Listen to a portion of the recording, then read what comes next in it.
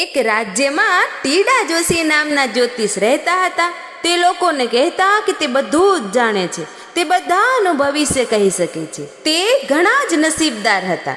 આથી જ્યારે પણ જે ભવિષ્ય કહેતા તે પ્રમાણે જ બનતું. રાજ્યના રાજાએ તેમના વિશે સાંભળ્યું. હવે રાજાએ આ ટીડા જોશીને તેમના વિશ્વાસુ સેવક તરીકે મહેલમાં રહેવા માટે બોલાવ્યા. રાજાએ તેમને સારો પગાર પણ આપ્યો. એક દિવસની વાત છે, રાજા તેમની સાથે ટીડા જોશીને રાજ્યમાં લોકોને મળવા માટે લઈ જાય છે. તેઓ એક ખેડૂતના ઘરે જમવા ગયા. ખેડૂતની પત્ની રોટલા બનાવતી હતી. ટીડા જોશીએ ગણ્યું કે કેટલી વખત રોટલા ટીપાય છે. હવે તે ગણે છે કે કેટલી વાર ટપ ટપ ટપ થાય છે, એટલે તેઓ જાણી શક્યા કે કેટલા રોટલા બન્યા છે. રાજાએ ટીડા જોશીની પરીક્ષા લેવાનું નક્કી કર્યું. રાજાએ ટીડા જોશીને પૂછ્યું કે કેટલા રોટલા બન્યા છે. ટીડા જોશીએ તરત જ જવાબ આપ્યો કે 13 રોટલા બન્યા છે, કારણ કે તેમને તો ગણ્યું હતું કે કેટલી વખત ટપ ટપ થયું. રાજાએ ખાતરી કરી અને ઘણા બધા ખુશ થઈ ગયા. ટીડા જોશી સાચા હતા.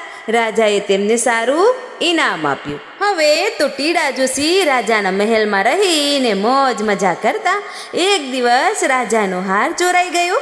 મહેલના માણસોએ આખા મહેલમાં શોધખોળ કરી પણ હાર મળ્યો નહીં. રાજાએ ટીડા જોશીને હાર ક્યાં છે તે જણાવવા કહ્યું. ટીડા જોશીએ એક દિવસનો સમય માંગ્યો. ટીડા જોશી ઘણા ગભરાઈ ગયા હતા, કારણ કે એ તો જાણતા જ નહોતા કે હાર ક્યાં છે. એ તો જુઠ્ઠું બોલતા હતા કે મને બધી જ ખબર પડે છે.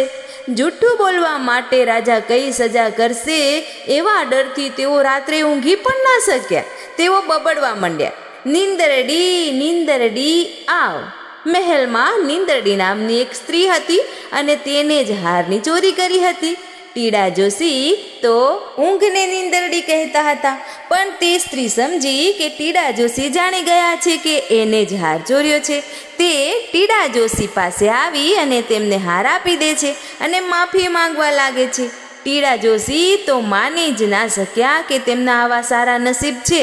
એમને તો રાજાને હાર આપ્યો અને રાજા ઘણા ખુશ થઈ ગયા અને તેમને સોના મહોરા આપી.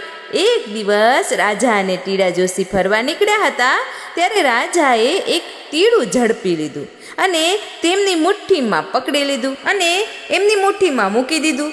એમણે ટીડા જોશીને પૂછ્યું કે તેમની મુઠ્ઠીમાં શું છે. હવે ટીડા જોશી તો સમજી ગયા કે તેમના જુઠ્ઠાણાનો અંત આવી ગયો છે. રાજાની મુઠ્ઠીમાં શું છે તે કેવી રીતે ખબર પડી શકે. એમને રાજાને સાચી વાત કહી દેવાનું નક્કી કર્યું. હવે તો હું રાજાને જરૂરથી કહી દઉં કે હું તો જુઠ્ઠું બોલું છું. તેઓ ગાવા લાગ્યા, ટપ ટપ ટપ કરતા 13 જ ગણ્યા, ટપ ટપ ટપ કરતા 13 જ ગણ્યા, નીંદરડીએ આપ્યો હાર. કા રાજા તું ટીડાને માર, કા રાજા તું ટીડાને માર.